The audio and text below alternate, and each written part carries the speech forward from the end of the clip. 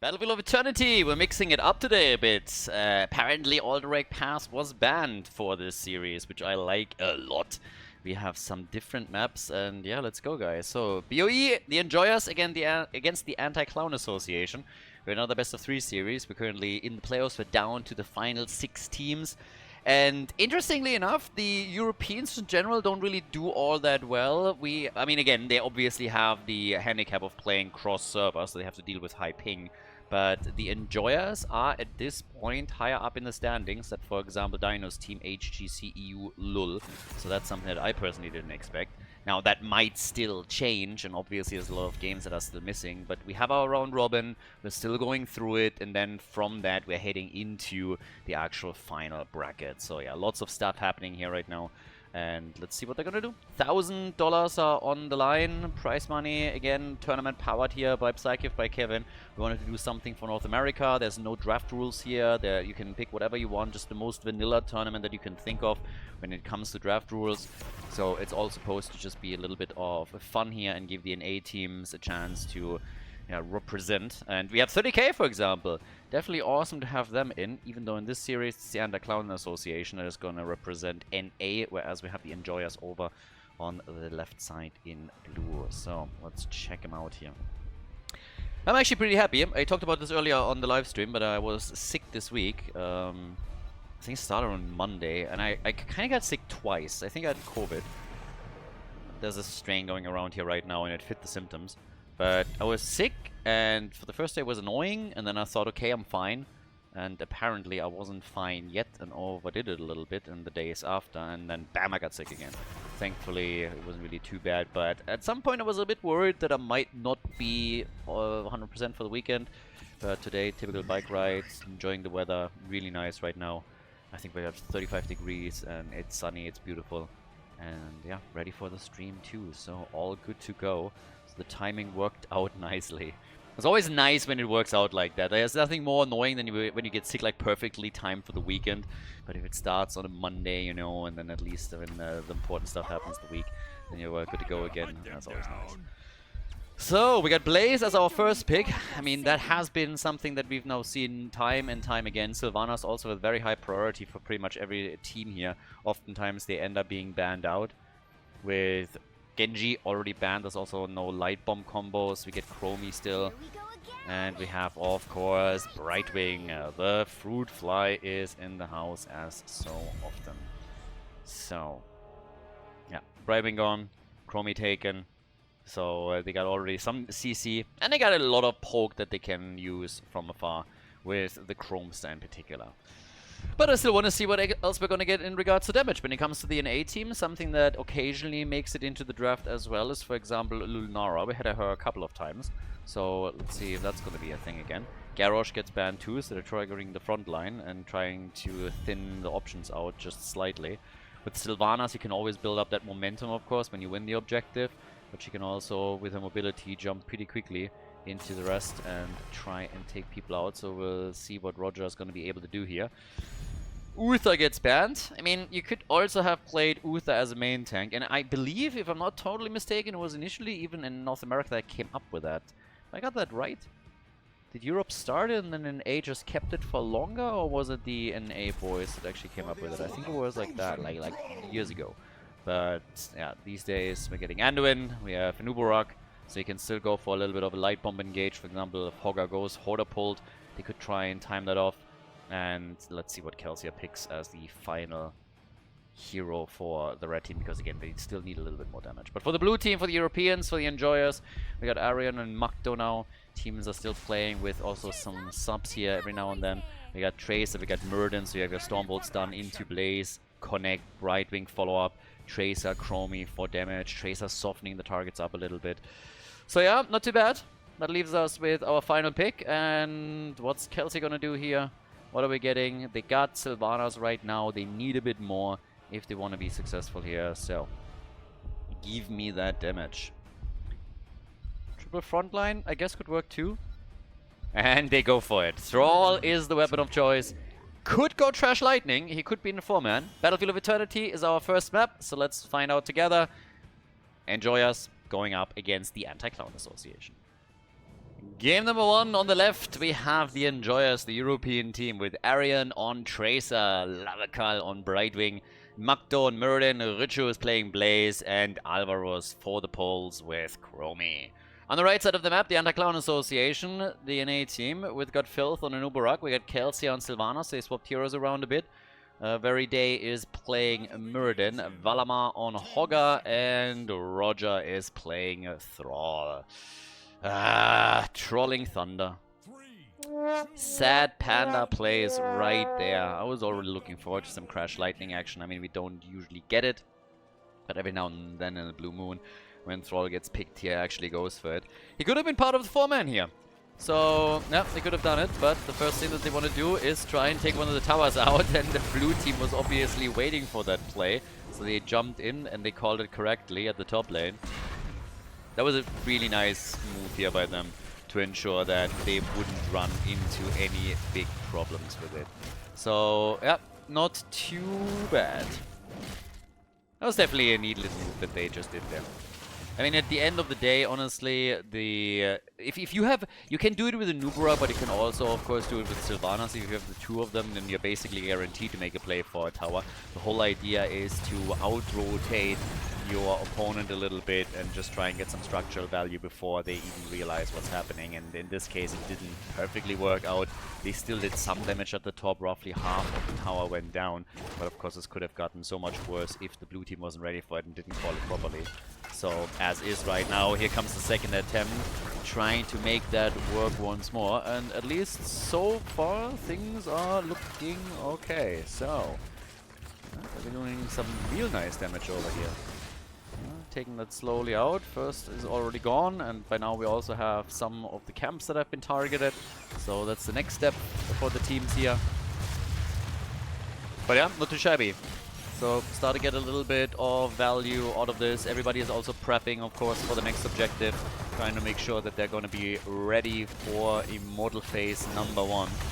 And hope to get maybe that early kill right there. Already a dive coming from Anubarak as he went for it immediately. Couldn't quite make that work though.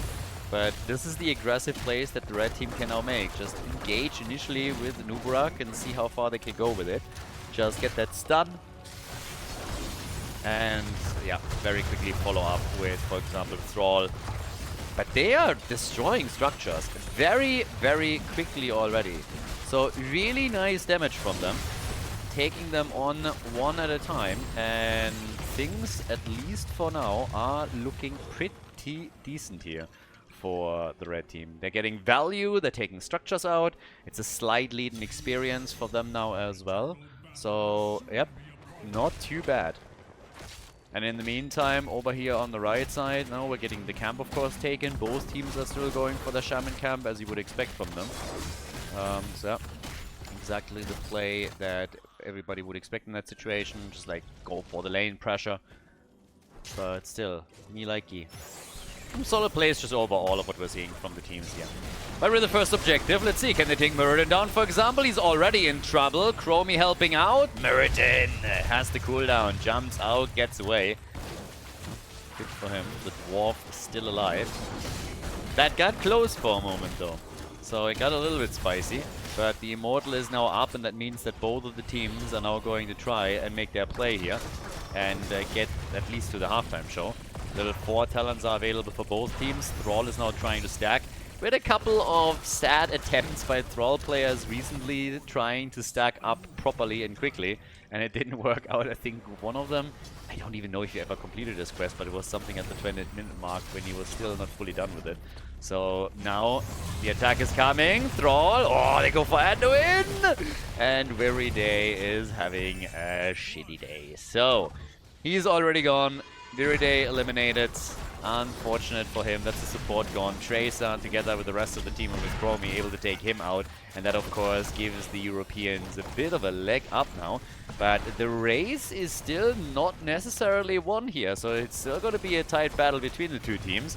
1 kill to 0 does not necessarily win you to the objective. Anubarak is gone, so that's the second kill for the Europeans. The blue team is doing well here, but can they win the objective? I'm not so sure, honestly. It seems like the NA boys are locking it in. 26 hit points! Not even close. damn. That shield is essentially non-existent. 26 hit points is what we're talking about. Ridiculous. Absolutely ridiculous. But kudos to the red team. Nicely done. That was insanely clutch. I mean, imagine that. 26 hit points. This is basically right wing just spitting at the immortal ones, or Murden scratching it with his beard a bit. But damn. Obviously, it's not doing a whole lot of damage. The wall was essentially already removed, so half the hit points on the fort are now gone. But damn, that was close.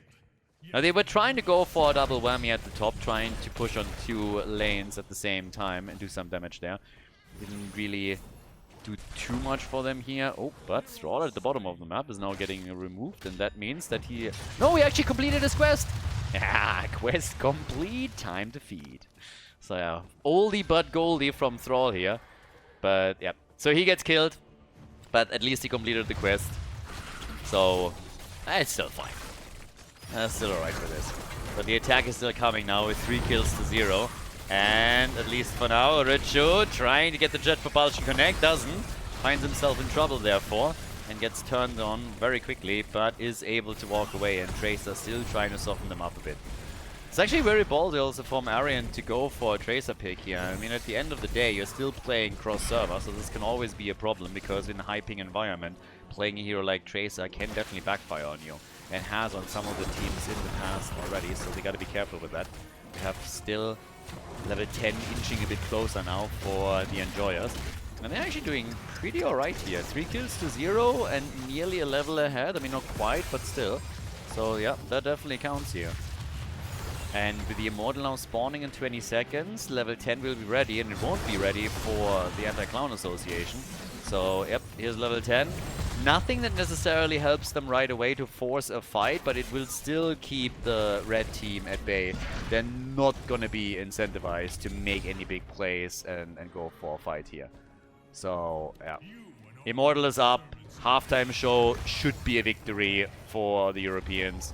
I mean, the Enjoyers are finding themselves in a pretty decent spot here, thanks to that heroic ability, but they won't be able to get the entire Immortal. But they will get a lead. They will get a lead, and that sets them up nicely. Here comes Cocoon, we got Sundering too. Light Bomb, of course, so yeah, stage is set for the big team fight. And already a little bit of damage being done here from afar by Chromie as they're trying to solidify that objective. Would be the first one for the European team. They haven't taken their Shaman camp yet, by the way, but the red team did, because they still needed to sit back and couldn't engage into the Immortal fight, but that also gives them value at the top lane, because essentially it means that the Shaman camp there could take down that fort. So it's not really that bad of a situation for them right now. Definitely a couple of really nice moves that they could make with this, but they will lose the objective. At least if Chromie has anything to say about it. Blaze defending at the top, and there it is. This is a big shield. Oh, if they get a kill here too, that would be big.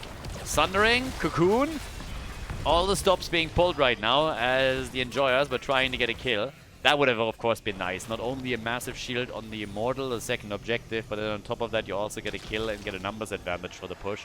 That would be sweet. But it gets denied to them.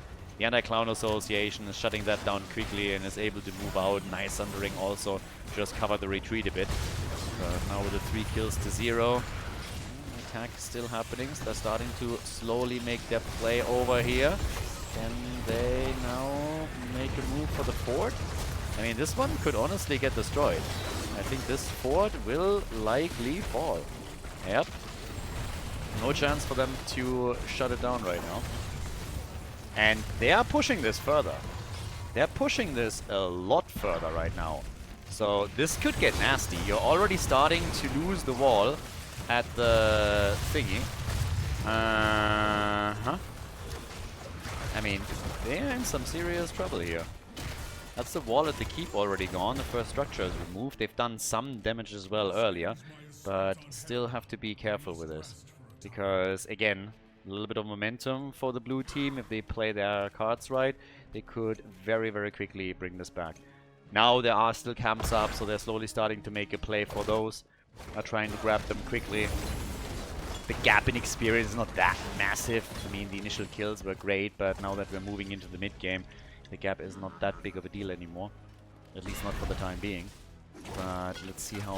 Oh, yeah, if they can take the structure out, if they can maybe get a kill. Nice play from Sylvanas. They're trying to go for Brightwing. And that's kill number 1 for the Anti-Clown Association. They still are trying to go for Hogger. And can they get a kill? Yes, they can. Valamar goes down, but so did the fort. So each team has now lost a fort here. So, job well done. 4 kills to 1.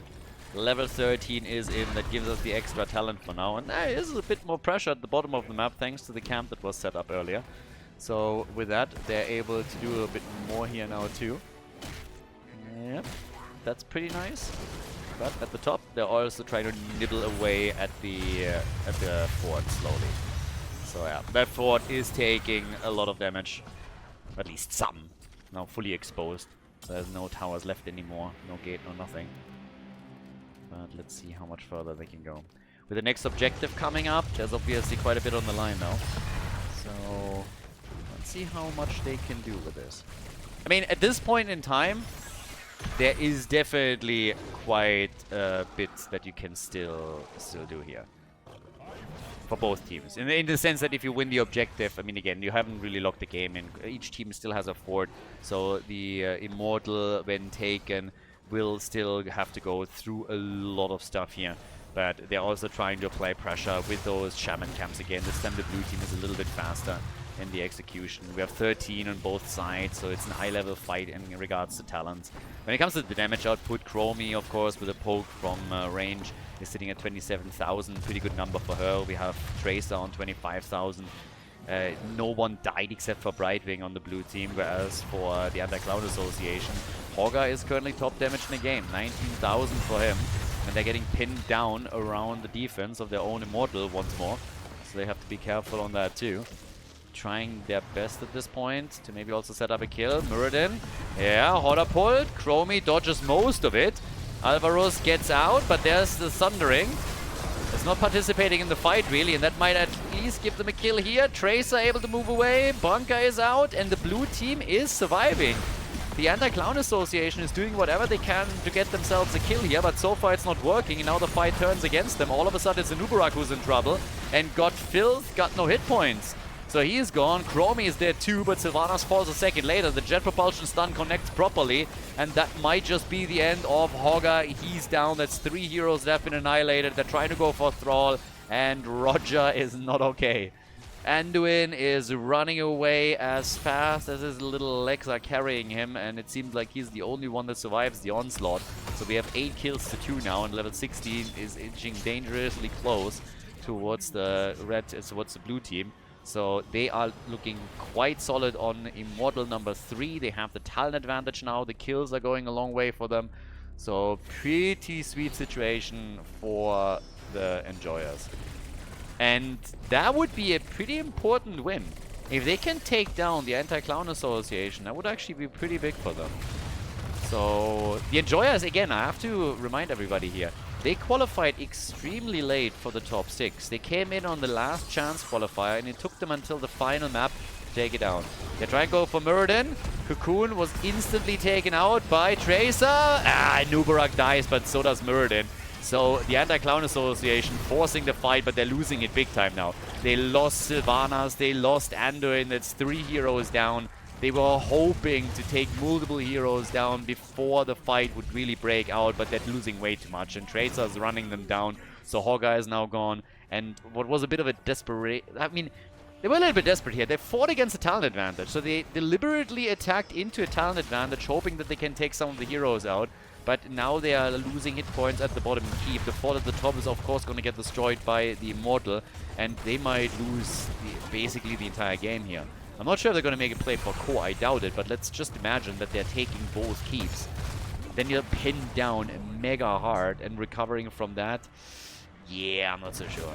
So over here, they're probably going to save the keep, but the wall is going to be opened up, and the lead in experience has just been extended by a lot.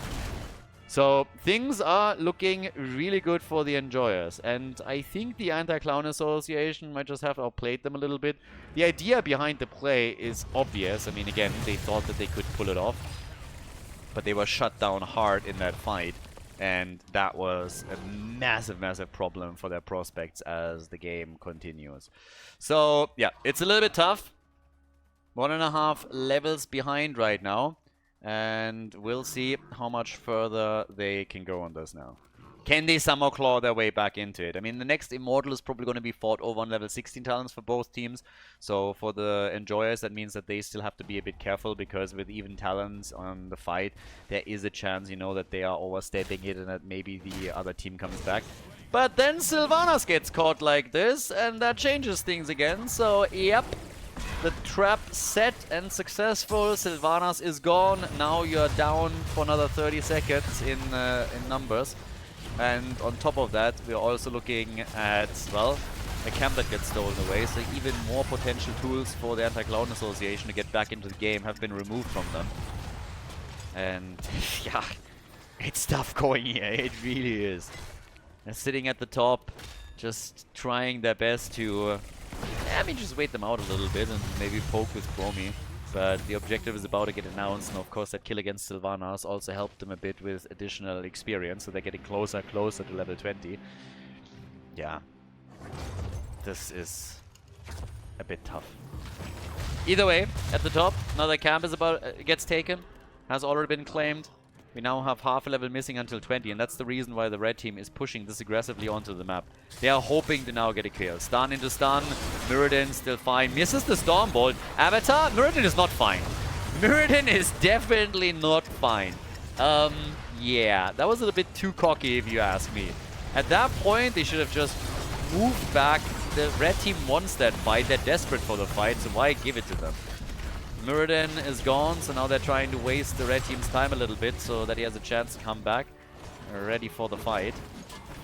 The gap hasn't changed too much. I mean, they're starting to close it, but this is now a situation where the blue team wants to get level 20, and they also want to waste the time of the Anti-Clown Association a little bit. But taking Mirrodin down was actually pretty important. He thought they couldn't kill him, and well, he was very quickly proven wrong. So top side, Keep gets attacked by this, by the way. So yep, that's a couple of hit points lost. At the bottom of the map, this is going to push for core. We're 17 minutes in. That's 3 catapults that are already being amassed here. Halftime show, it's a rough 50-50. Blue team is still a bit behind and might lose the Immortal, but yep, that core might lose a couple of hit points. Oh, the catapults griefing! Attacking the tower in the middle again.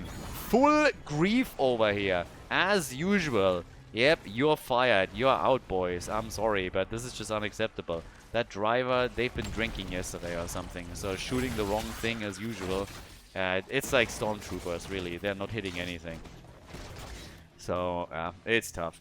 Then again, level 20 is now there, so the defense is going to be an easy one for the Enjoyers, but that was important for the Anti-Clown Association to ensure that they would take that out. So, yeah. At least the tower is now gone. I don't know where they get these catapult drivers from. It's honestly an insult. Well, yeah, these guys don't have a license. I gotta renew my license as well. I still have my license from when I turned 18. So I have a picture on my license with hair. It's ridiculous. But yeah, I've been lazy. I've been very lazy. I think if I don't exchange my license next year, it becomes invalid. So yeah, definitely need to do it this year. Been a bit lazy on that. Or efficient, depending on how you look at it. At the end of the day, you know, I'm just getting the most out of it. Anyways, 50,000 for Chromie. We got 40,000 on our boy Thrall, the top damage dealer for the red team. That's keep number 2 that just went bye-bye. So yep, that's gone.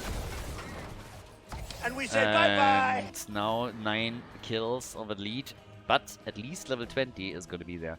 I gotta give a little bit of credit to the red team for being this resilient and really just holding on to every single inch of the map. We've seen some insane comebacks throughout this entire tournament, so I really don't want to count them out yet. But obviously it's a very uphill battle for them right now with no keep left, and there's still a fort standing on the other side. So the catapults will be a pain. Essentially, what can now be done by their opponents, by the Enjoyers, is just slow playing it. Slow play the game, let the catapults do the work for you, and just don't int. It's like the big thing now, don't int. Which sometimes is difficult.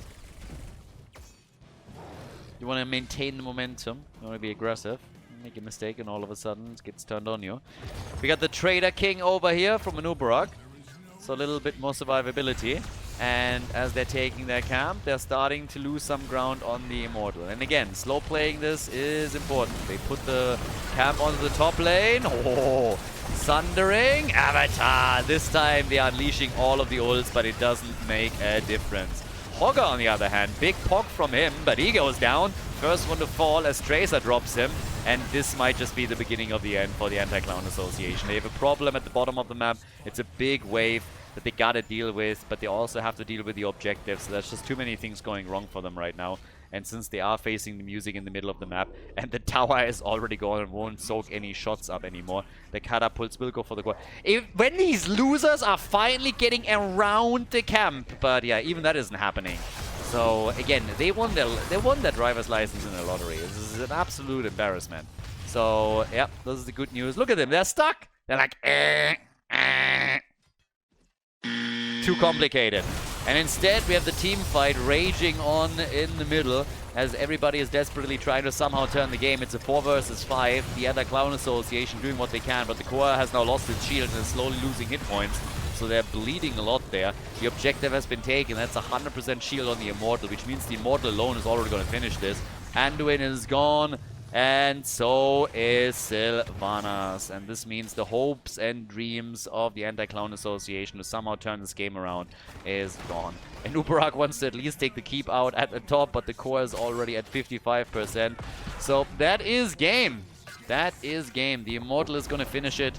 And Ubarak, I like this. This is optimism right there. This is actually pretty good. He's like, I'm gonna take it down with the catapults. We got this. So yeah. 16-4, 40% on the core as the Immortal arrives, and that, ladies and gentlemen, is a 1-0 lead for the Enjoyers in this best of 3 series here at the Hanzo Genji Cup 2024. GG! Before we head into game number 2, make sure that you subscribe to the channel if you haven't done it yet so you don't miss out on any future content here on Khaldor TV. Well, we're heading into Dragonshire as our second map. Nicely done by the Enjoyers. So they are in the lead now in the best of 3, and if they take Dragonshire 2, then a 2-0 victory would actually put the Enjoyers into a pretty okay position in the standings right now. Again, this is mostly for seeding. You're going to have a much easier time going into the final phase of the tournament if you have a good round-robin phase here. So question is, can the Enjoyers repeat that? And also, will there be some draft adjustments on the side of the Anti-Clown Association? I guess that already answered the question, because Blaze gets banned. I have to admit that Tracer was way more effective for the Enjoyers than I expected her to be. I'm always a little bit weary when I see them pick these heroes that usually thrive in a low ping environment, and that they made her work there. I believe they usually have a ping of 150 and plus. That's actually pretty nice. I mean, the good old days when we actually had actual HGC, and it was still mega funny to me, because oftentimes, you know, we had just players that were so excited when they played in at a LAN, at a low ping environment. And they were like, oh my god, I have no ping. You have no idea what I can do with Tracer here. And yeah. And now then imagine like the opposite, right? You're playing cross-server and you're playing Tracer. So it plays a big role. It plays actually a pretty big role. I guess to an extent it also depends a little bit on your personal threshold. But one of the stories that I still love to throw out here is that in the days of HGC we had 2 servers on North America, and even when the NA teams played each other, they said games were unwinnable on the other NA server because of the ping. And it was way less than you have when you play from NA on Europe, or in this case from Europe on NA. So every single time I hear anybody saying like, oh, the ping doesn't matter, it's just like, yeah, how about you just shut your mouth? Because, yeah, definitely not. But there are people that have a pretty high tolerance for it. Now, anyways, we got Chromie and we got Dehaka to open things up. So, a bit of a global for Dragonshire. With Blaze banned, he became immediately a big option. And then Sylvanas, again, locked in for the Anti-Clown Association. Very, very quickly here. Uther and Diablo. So Uther was actually banned in game number 1, and now we have Diablo, so that means we already have some bully plays, and Uther to stun our targets. Uther's just an enabler for Diablo, honestly. He's just the guy that sucks up to the bullies. Diablo pushing people into lockers and into walls, stunning them out, and then Uther is the guy behind him carrying his water and just like stunning people even further to prolong their pain and suffering. What a horrible person. And he hates Snowman as well, as he keeps saying. So yeah, Uther, just absolute no-go. Horrible, horrible person. Genji gets banned, so also no Light Bomb chance. Well, to be fair, if Light Bomb, it would have been the Enjoyers that could have made it into the game with the combo, but yeah, not seeing any of that. They banned Genji out. Quick reminder, no draft rules. Totally vanilla tournament. And there's a Maiev ban. Alright. I would have liked to see a bit more Maiev action here. But what we're getting instead from the Enjoyers is blue team with the double pick. Still in the main tank. Still also need, of course, the support for them. Not they're gonna run short on any of the two of them. Could go for Muradin again. Muradin on Dragonshire is actually pretty sweet too. Can make the quick jumps here. Oh, look at that! The Europeans taking a book out of the NA playbook. Sorry, a page out of the NA playbook. And go for Arthurs. We've seen Arthurs. Was it the Anti-Clown Association that played him twice? Who was it? I think it was them. So Arthurs was actually played twice and with pretty decent success. And now the Europeans are sitting there thinking like, you know what, we're gonna try that too. And they're going up against Zagara and Zamuro. What's happening here? Is it opposite day? Normally it's the Europeans with Zagara on Dragonshire. Now we have the Enjoyers pulling that off.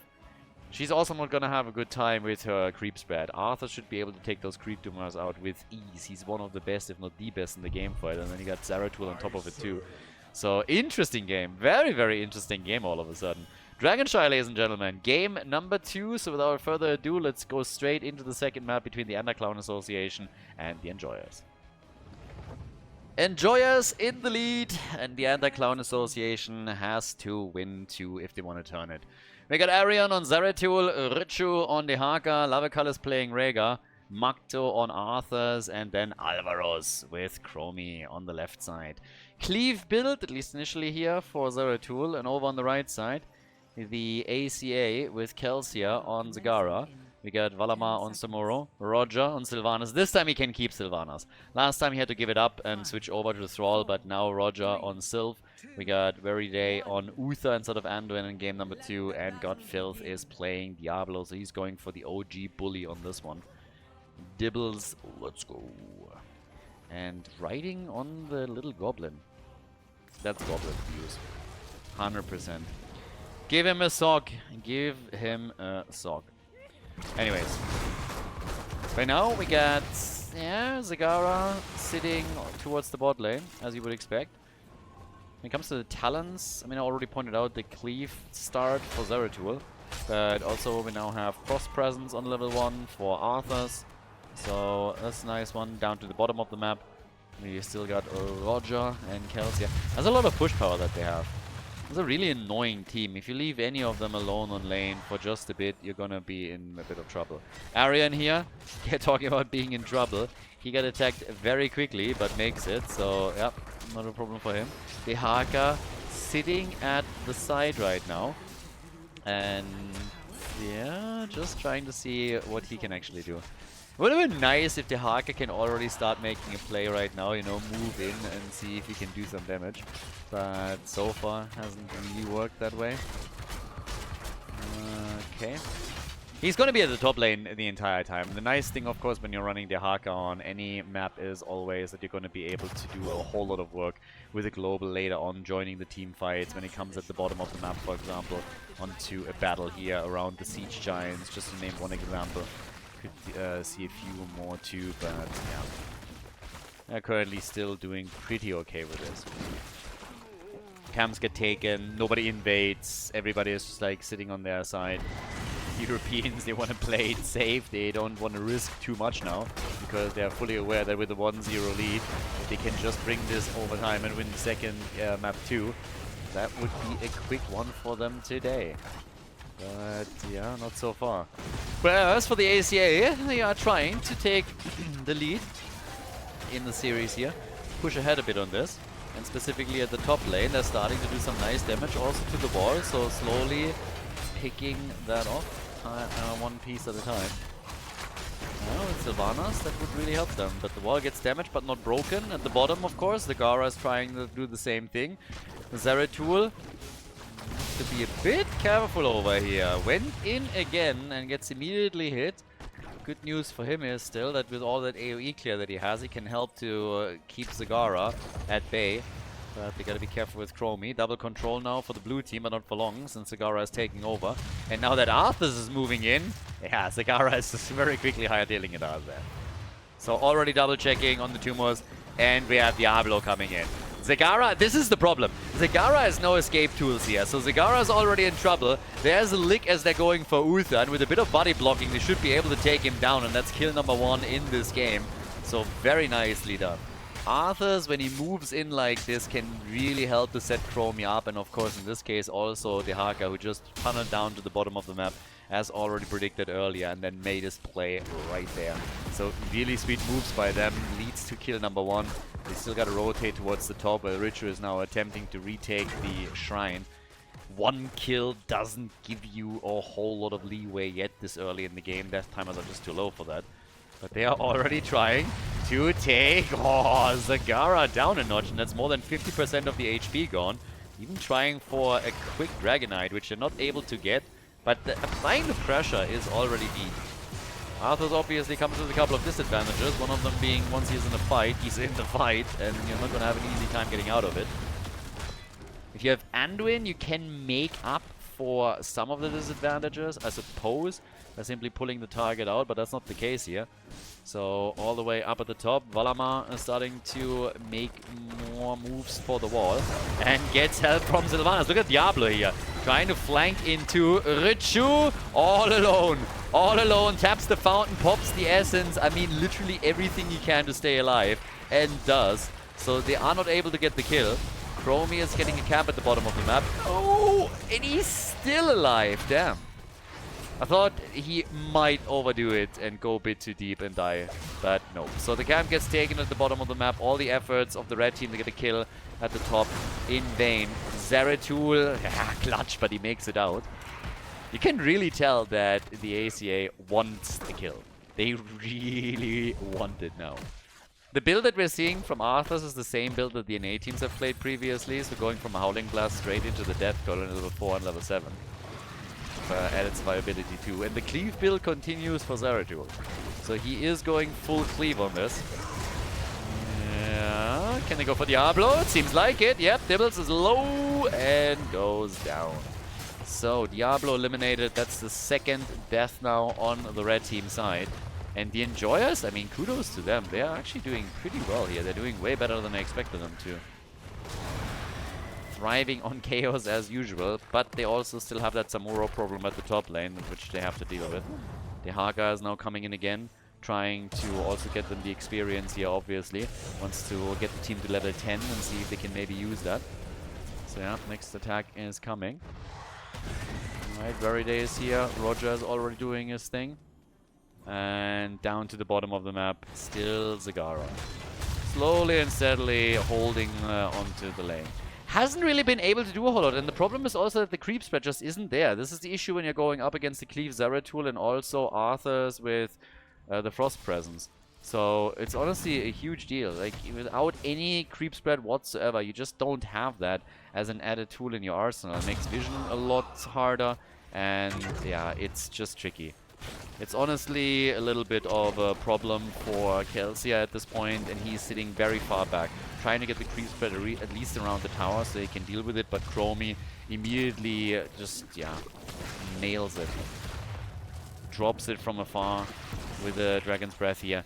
But that topside fort is taking damage, so Samuro could really become a huge nuisance as the game continues. Not only because it makes it harder to get the objective once the forts are gone, but also because Samuro could start pushing for those towers and start trying to get those bell towers destroyed once the forts are gone.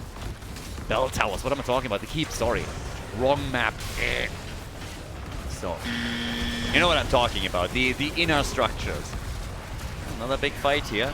Still, even experience. Even with those 2 kills, they couldn't do too much yet. Okay, Magdo still fine. Double control, Zeratul! And he's alive! Gets the Ancestral from Rhaegar after the heal. The Divine Shield on Diablo allows him to escape. They're still trying to turn it on Samuro for a second, who's obviously swapping out. Completes his quest too, but damn, what a fight once again. Nobody dying here, and they're retaking control. Chromie has to deal with Kelsey at the bottom of the map all alone at this point, but yeah. Finally! There it is, the first kill for the Anti-Clown Association. They go topside, they take Rhaegar out, and now the play being made for Dehaka once again, who is not able to save the fort. So the pressure is working.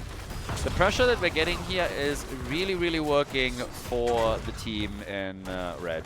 They are getting value, but they might also... No, they're actually not losing Kels here.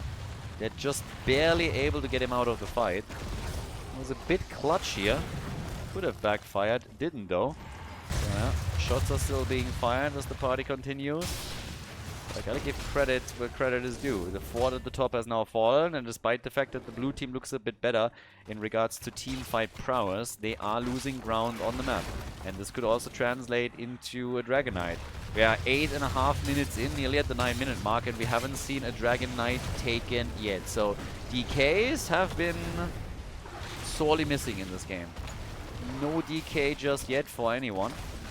And of course always the question, who walks away with the first objective and how much damage can they actually do with it? Another fight breaking out in the middle. As they're starting to try for another play. Got Filth on Diablo. Has to be a bit careful. At this point the question was more so got hit points, and yep, he still has a few. So he's starting to make his way towards Arthur's. They're trying to get a kill, maybe here on Dehaka. Wall stun already out. 13 talents on both sides. In comes the Void Prison. They're trying to section Uther off a bit. Yeah, Ancestral. And it's Sylvanas that falls. Sylvanas goes down, taken apart by the Death Coil on Arthur's. And they are running Kelsia down, but it's only Arthur's here. Rest of the team is trying to come in, and he gets some reinforcements as they're moving in from the middle. Uther in particular, they're making it very difficult for Arthur's to dive underneath the fort. That could have been a death sentence for Magdo, so he doesn't follow through with it. They got 1 kill. That's all that they are able to get for now. But, yep. Not too bad. 3 kills to 1. Richu over on the left side now. Diablo comes in again, and this could be the end. Oh, yes, Richu is gone. Richu is gone, but the team responds at the bottom of the map with a push of their own. So they are now starting to come in and take down the bot side fort, which they will succeed in. Yeah, 3 kills to 2. Well, I thought they would succeed with it, but the rotation is coming and they don't want to lose anyone. They might still lose Arthur's. It's the same problem that I highlighted earlier. Once that he's in the fight, and just trying to get out is always tricky. So Magdo is gone. Final hit from Samuro drops him. That's Arthur's eliminated. The Siege Giant. Oh, so close to taking down the fort now. But I guess they'll have to give up the Dragon Knight. So really nice move from the Anti-Clown Association. They're coming in and they're taking the Dragon Knight. So with that, we're now looking at not only a lead in experience, but also more importantly, a talent advantage plus the Dragon Knight. This is the moment when they can build up that momentum, take some more structures out. And since they are able to take out Rhaegar at the bottom of the map, that makes their situation even better. Just as Arthas is about to go back into the game, we have Rhaegar and I there too. So, yep, they're struggling. They're losing ground. They're losing the forts. All of them have by now been destroyed. Not a single counter kill yet. Yeah, and this is looking more and more like Game 3, right? Like we would go the distance on this. It's not 100% confirmed or anything yet, but unless the blue team is able to break out here and turn things around with a big team fight now that they have level 16, we're gonna have a rough one. 31,000 damage for Sylvanas. Game started off well for the Enjoyers too, with the first few kills that they got. So now Arthur's gets punted around a bit. Move balls by Uther here. making sure that Sylvanas gets not locked down for too long, there's no kill opportunity. Poor Zagara, by the way. Finally, she has a bit of creep spread, and then it immediately gets destroyed again. Yeah, they're just moving in, taking one creep tumor out after another. They're leaving a few around on the bot lane, but essentially all of her creep has now been removed again. She was already happy that she could finally push out and spread a bit more creep, and then was just like, yeah, thank you, but no, thank you. Not happening. So, bottom of the map, attack still happening against the next camp, so they're trying to maintain control here.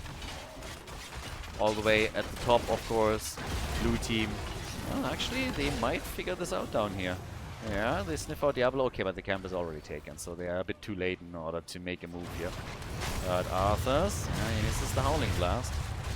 This is completed, not able to get it there. They're diving in a bit deep. Nice triple, good lick from the Haka too. Kelsia is about to go down, gets a Divine Shield, and Arthur's might fall. Gets the Ancestral, nice Wailing Arrow, but just a little bit too late to shut down the Ancestral. Zeratul jumps out, and the fact that Zagara is alive is just ridiculous. They are killing Sylvanas, but Zagara surviving, crazy. Great Divine Shield from Ulta. 4 kills to 4. The fort is now gone. There's still a double camp at the bottom of the map. But yeah, that got clutch. Initially, it looked like it's a sure victory in the fight for the blue team, and then it nearly turned on them. So the Ancestral was perfect. Just a bit later, and Sylvana's Wailing Arrow would have connected, and then it's a totally different team fight. So now with Sylvana's gone, they have the upper hand for just a bit, and they're closing the gap in experience. Let's see how far they can go with this. Really interesting game now. Lots of stuff happening at this point. Also at the top lane. Problem is still that there's no forts anymore. This is their biggest issue. With the forts gone, have fun trying to take these shrines. And have fun trying to make those plays. So, yeah. Arthur's gets caught. Ancestral is not ready, and that means Arthur's is gone. He didn't have his ult. Couldn't do anything there. They're still fighting. They're still trying to get a kill. And they might just get it. No freaking way. What? Kelsia is unkillable. How did Zagara get out of this? Ridiculous. Do you guys see that? Like, she should have been dead 3 times over in that fight and somehow survived. Total joke. If I'm on the blue team, I am pissed at this point. How many times did they make some really nice moves in order to take Zagara out, and they just can't? Huge problem now. So, yeah, Zagara is unkillable. They got at least one, but I mean, damn. Zeratul is at the top now, making his play there, but I still can't believe that she didn't die. Should have died immediately, and then at least to Chromie, but none of that happened. So now the red team is about to hit level 20, and they want to have a Dragonite with it. And we might actually see exactly that. Honestly, it seems like it, because right now, I think they're just going to let this one go. They're going to say, okay, whatever, get the Dragonite, we got to defend. Might lose the keep here, but we don't want to go up against the level 20 talent if we can somehow avoid it. So the Dragonite is taken, they got the DK, and now the question is just simply, how much can the red team do with it? The Anti-Clown Association, they want the bottom keep. And they are very, I mean, they should be able to get it. You have Sylvanas, you have Zagara, you have a Dragonite. Oh, and there's a pause. Tactical pause by the European team. The Europeans come in with a tactical pause here. Not sure. Yep, Arthur's actually dropped, so really bad timing for them to lose one of their players. 46,000 damage for Sylvanas. We have 40,000 for Chromie. The red team is ready, and you can see that we have still Arion in the middle of the map, wants to get at least 1 minion wave, and then you have the Haka at the top. So the two of them are going to be able to get them level 20 very quickly, but the bottom keep is going to get destroyed. I do not see a world in which they can save this, but what they can definitely still try and do is make sure that they're not losing the game here, because that is the big risk. So once that Arthur's is back, we're going to see what exactly they can pull off here, but suffice it to say that this is going to be a tough match now for the Enjoyers, and the question still remains, can the ACA take this and win the game here, yes or no? Are the Enjoyers fighting back? Well, time will tell. And we're back to business. So, moment of truth here. With Arthur's back in the game, they're still waiting for level 20. The Haka getting it for them at the top. That gives us the anti-magic shell, and the Dragonite is immediately on that keep. That keep just doesn't stand a chance. Gets murdered. But it seems like they're not even willing to entertain the thought of moving in and winning the game here. They don't want to risk anything. I can honestly appreciate that. Trying to play that safe, maybe move into the middle, open up another wall for later on. I mean, they're doing the best they can here in order to get to a point where it is just essentially a checkmate spot that you put your team in. So, yeah, they're doing alright. Dragonite, again, one keep, all that they wanted. Give me a keep, and, well, that's it. We're gonna play around one keep, and that's all that we need for now. The only thing that the Enjoyers have so far taken out is the bottom fort. If they win a big team fight, they can change things, but they obviously, first of all, have to win it. And so far, they've done okay in some of the fights, but yeah, they need to do a lot better if they want to turn this game around. And with the clutch Divine Shields and Maws that we've seen from the Anti-Clown Association, it is going to be a bit tough here. So yes, either way, with that, we're having all the way up at the top, Dehaka just doing his thing and playing this one out, playing it safe. Needs to make sure that he is not going to go for any nasty moves here. If he gets caught and killed, then that would be basically lights out. Will make it highly unlikely that they can come back here. They just can't make any mistakes anymore. You run out of room. You run out of wiggle room. You need to now win the next fight. And for the Anti-Clown Association, they're playing this as safe as they possibly can. Just trying to get some camps here. Wait for the next objective. Make your play there. And not risking anything unnecessarily. If you can catch somebody somewhere on the map, then hey, fantastic, go for it. But they are currently making sure that also Samuro has a lot of time and space to work with. That he can be, as usual, a massive pain in the butt here. And he loves to fulfill that role. Every Samuro player does. They're all annoying. Cam gets timed. And down at the bottom of the map, we still got a Zeratul slowly doing his thing. So, yeah, I mean, how much further can they now go with that? Can they win a fight? Can they win an objective? There's still too many fountains for the red team. They're gonna try and play around it best as they can. But yeah, 4 kills, 2-5 now. Already, double control, but it's not going to matter, at least right now. So nobody sneaks in a quick Dragonite or anything like it. They're still cleaning up the creep tumors of Zagara as best as they can. Now that the map control went fully over to the red team, she had a bit more of a chance to set down some creep tumors here.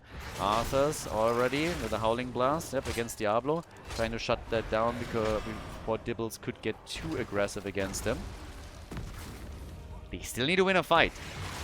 I don't think that they're going to be able to just outplay the opponent. They need to win a fight eventually. And here comes already the battle. Magdo gets attacked right away. There's the barbecue. Ancestral. Diablo, nice. Gets the Divine Shield here and survives. The double Maw comes in.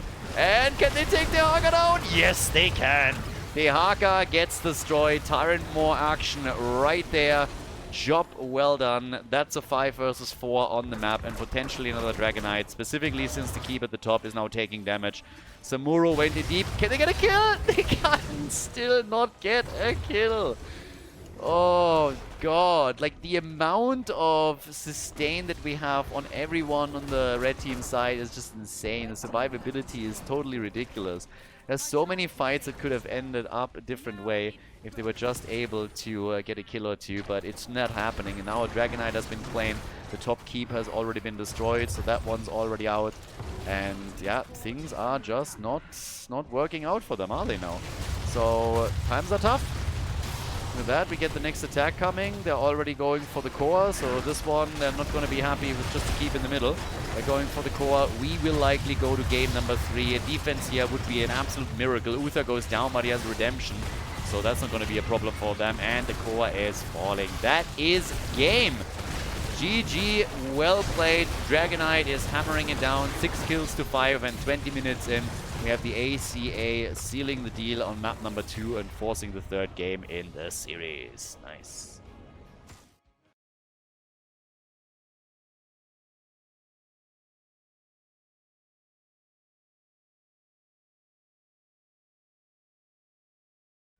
Infernal Shrines, let's go! So, Anti-Clown Association against the Enjoyers, everybody. We're going the distance! Game number 3 incoming. ACA, really nice performance on the second map.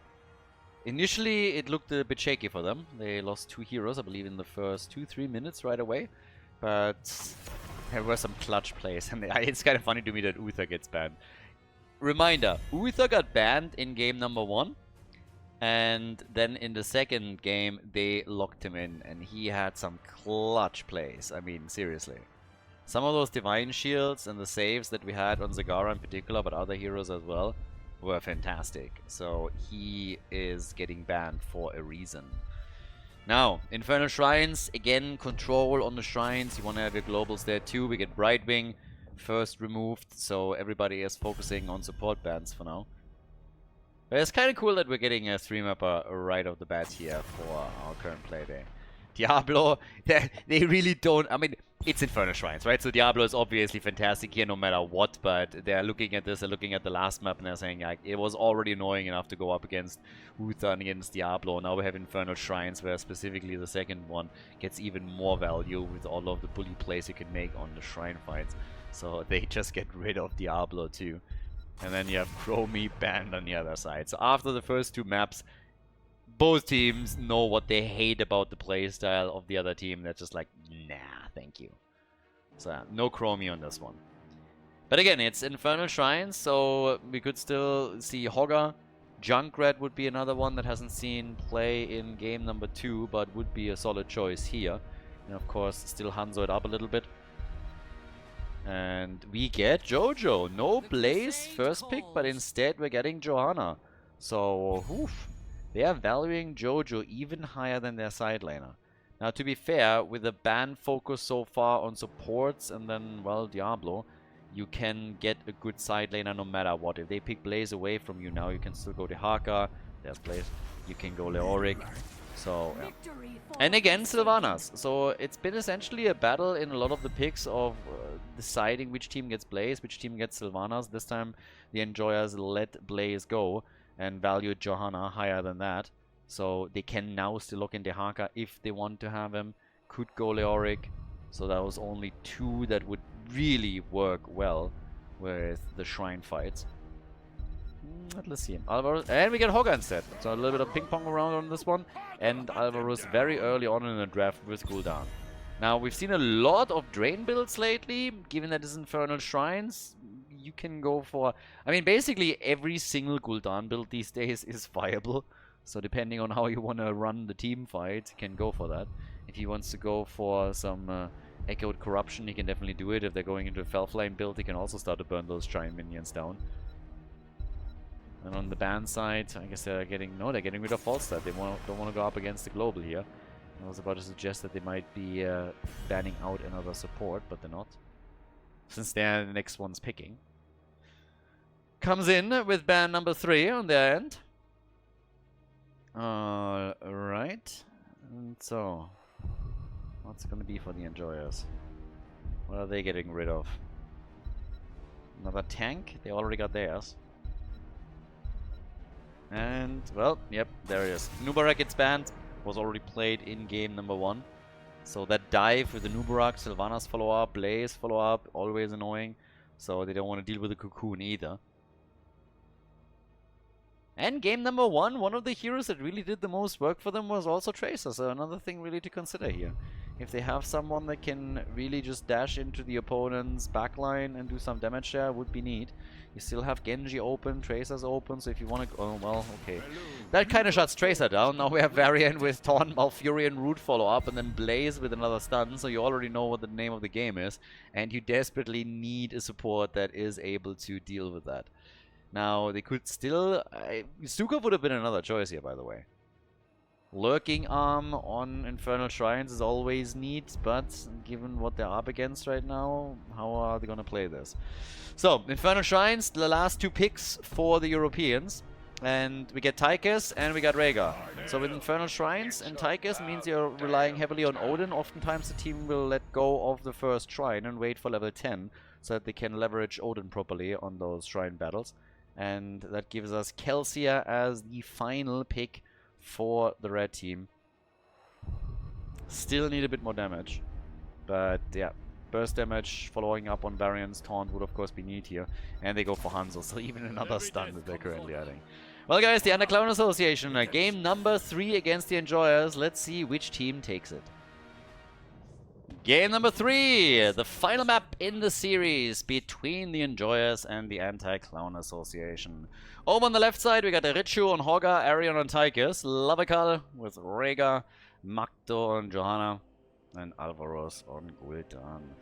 To the right side, Sylvanas, played by Roger again. Yep, we've already seen that. Kelsey on Hanzo, Valam on Blaze. We got Veriday on Malfurion with the Emerald Dreams on level 1. No Groot, unfortunately. And we got Godfilth on Varian. So that taunt play coming out after level 4. I don't think they're going to go full NA on us.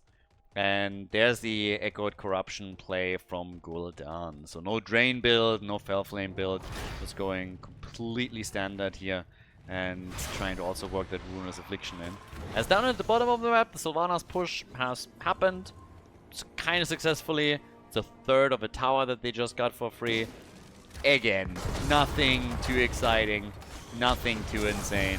But if you are able to at least get a bit of value out of that, then fantastic. So they came in, they were able to do a little bit of damage on this one, rotated away quickly to make sure that they don't get flanked, that nobody is able to move in and then take him out. So yeah, it's all fine. But we now got Sylvanas at the bottom of the map. There's still a bit of a rotational play happening on both team sides.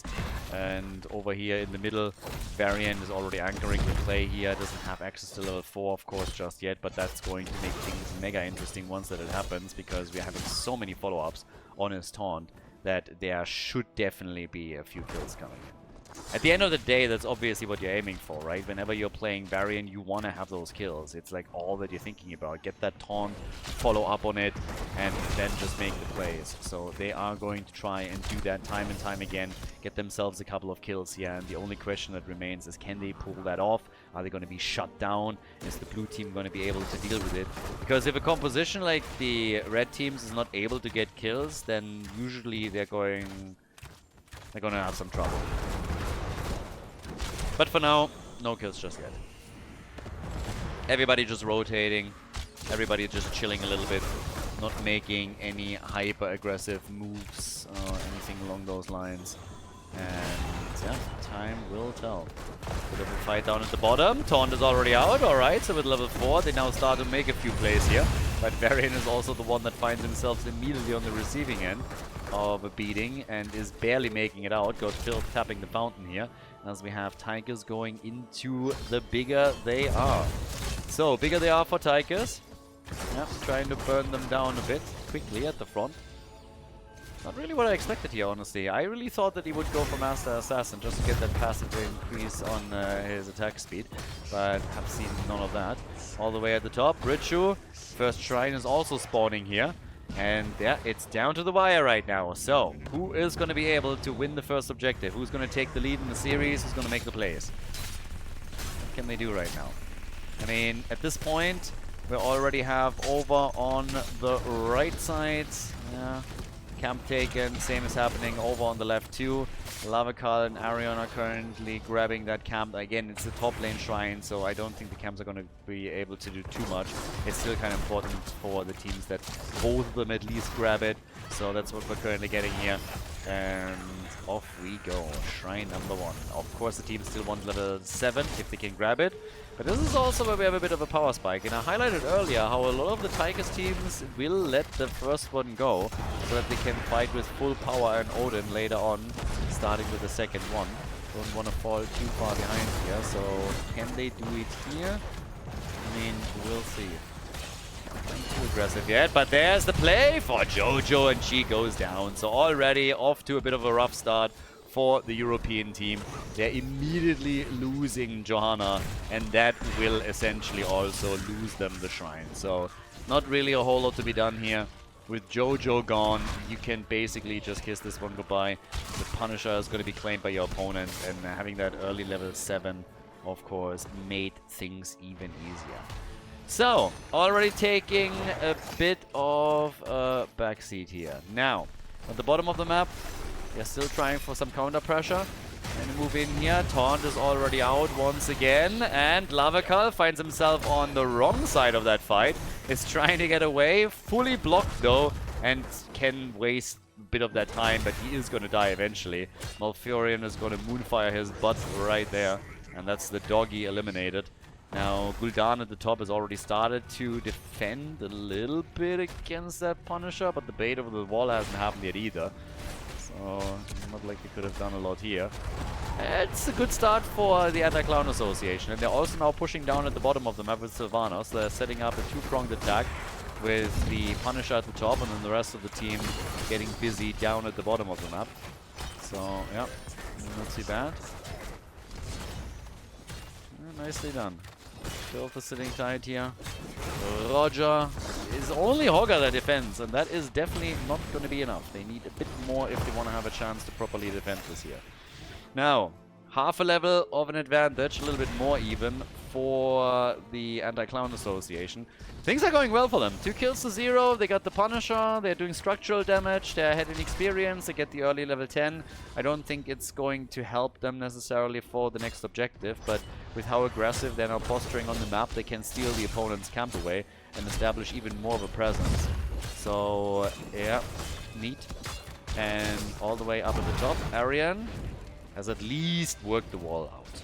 So the wall is worked down a little bit. Same time now, Makto starting to move in. 2 kills to 0, as already pointed out here, but it could be more if they can exploit their heroic abilities. And Godfield is already looking for the next target. Sylvanas is just making these situations so much worse for them, of course, as she's disabling the structures. But there's level 10, Horrify is now ready, Blessed Shield is already out as they're trying to apply a little bit of pressure on the variant. The body block is also coming through. Arrow only connecting with Tychus in the back. Blaze not here, he's still sitting topside, so is able to dish out a bit more damage onto that fort. But as is, yeah, starting to come in with the rest of the team. Really trying more aggressively now to force some of these fights. And the Blessed Shield obviously helped to at least force one, but they couldn't get a kill or anything. So, yeah, very little that they were able to accomplish there. Now we got Alvaros and Lavakal at the bottom of the map now. 2 kills to 0 still. Next attack is already coming as they're trying to go for Roger there.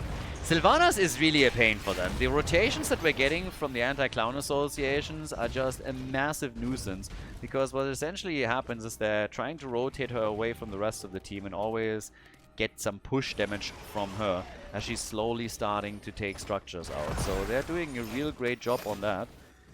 And then you have Varian with the rest of that kill squad making plays like this one. Stun into jet propulsion stun. The taunt coming initially from Varian. And Jojo doesn't go down, but she definitely took a bit of a beating there. Is able to get her shield out, but it's also a cooldown that's burned just before the shrine gets announced. So, still with a 1 level lead for the Anti-Clown Association. Then again, next shrine might be a chance to turn it around.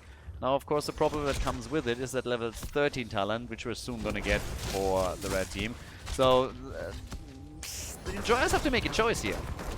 Are they willing to fight into level 13? Are they just going to let it slide and say like, yeah, we're going to fight later. We have to defend against another Punisher, and then once that it's level 16, then we're going to make our real play. Because they won't be able to soak this in time. So they can try and leverage Odin a bit during that fight. Maybe attempt to get a quick kill, but the level 13 talents are now there. So this is a solid advantage for the Anti-Clown Association. But you gotta make your play at some point. Here comes Odin. So they're trying, they're pushing into this. They lack the 13 talent, but they're still trying to make this somehow happen. Olga is just poking it out. They're getting closer. Oh, but that's Jojo! No, she's down. The Ancestral was too late. Arrow gets dodged. Oof, that one is... yeah, could have saved that one for next game. But it was the kill still. The kill against Johanna. Ancestral too late on this one. It was kind of funny, by the way, how she was standing there with essentially no hit points, and then the Ancestral animation slowly comes through, and I was just sitting there thinking, if they can get that connected still, that would be insane. Can you imagine if that would have connected and somehow she survived? They would have turned the fight, of course, but it would have been also absolutely glorious. Not happening though, so unfortunately for the blue team, they're in trouble here, and the Anti-Clown Association, they are starting to do more structural damage. And with more structural damage, I mean, they nearly took down the fort in the middle. Funnily enough, they haven't actually destroyed a fort yet. The one in the middle might now fall to the minion wave that comes in, and Sylvanas is pushing at the bottom, so the attack is still ongoing. But it's still kind of amusing that they haven't gotten even farther ahead just yet, but they will still take some ground here. The problem just seems to be that the European team is not able to win the fight at the top, even though they have a numbers advantage now. Arrow comes out, slows them down even further, just as they were about to pick up a kill. Alvaros is low with Gul'dan. And Sylvanas is still pushing at the bottom. Varian is alive, they're still pogging around, and he makes it out of the fight. It's ridiculous. Sylvanas has already taken out the bottom fort and is now making a play for the keep wall. European team is pushing at the top, realizing now that they have to send somebody back. The whole idea there was, of course, to win that fight quickly and then deal with Sylvanas, but that isn't happening. So, yeah, now Johanna falls. It's an utter disaster. It's a total disaster for the Europeans. The Anti-Clown Association is making all the proper plays. Tychus is gone, Johanna is gone. So not only did they not win the 4 versus 5, they essentially lost it. For the 5 versus 4. They lost the 5 versus 4. Sylvanas took the fort at the bottom. The fort in the middle has been destroyed too. And way too much ground was lost here. So they just lost on every single aspect of the game. All the forts are now destroyed, therefore. With 20,000 damage from Hanzo. He's top damage dealer in the game currently for the red team. But yeah, it's kind of wild when you think about it. They just lost too much, and it's also a huge blow to morale. They were the team that initially was in the lead, but now they're just struggling to somehow, go through this. Not even talking about the gap in experience here, because obviously by now it's also level 16 that they have. 5 kills to 0. Not even a single kill picked up yet, which makes matters just so much worse for them now. But yeah, it's tough now. It doesn't look good for the European team. Not even a bit. So, as is, with that now, we're having, another kill. Yep, all guys down. That's kill number 6, 17 to 15, 2-level lead. They're going for Tychus. I suppose he's also going to get wrecked. Dodges the stun from Blaze for a moment, but he doesn't dodge the damage. So that is the end of Tychus. He's destroyed. 7 kills to 0, 15 to 17. Times are tough if you are a Polish fan. Next objective up at the top, but of course the ACA is just now rotating from one camp to another, painting the map essentially red, stealing the camps away, not leaving them anything here to play around with, and it's just nasty. And again, it looked initially fantastic for the Europeans. Not only did they take the lead in the series, but also they had for a short period of time the lead in game number 2. But with the resilience that ACA showed, the Anti-Clown Association is now not only back in this best-of-3 series, but on top of that, they are also back in the driver's seat for a victory in not only game number 3, but also the entire match. So all you gotta do is win this one. And yeah, obviously blue team is throwing a bit of a Hail Mary. This is the one moment where it could still get a bit annoying for the red team, simply because now it's even talents. So yeah, we're level 16. They can maybe now make a play. But Gul'dan low gets healed. Nice. Gul'dan survives, but that arrow! Even with the Horrify, no chance. The arrow too strong. And now not only Hogga, but Rhaegar and Johanna also got destroyed. So that's 10 kills to 6. And it is just nasty. Great performance by the Anti-Clown Association. They're taking 4 heroes out, so that leaves only Gul'dan as a defender, and he's struggling in the middle as well. So the top side keep is about to get dropped. They're not even bothering with the Punisher anymore. And honestly, why would they? At this point, they're firmly in the driver's seat, on their way to victory on the core. So it's going to be an easy one for them. It's well played. What a comeback here from the ACA. Fantastic comeback, nicely done. 30,000 damage from Hanzo, and with 11 kills to 0, it's essentially a perfect game that they're playing. They take the victory on Infernal Shrines and the 2-1 in the best-of-3 series. GG, and well played.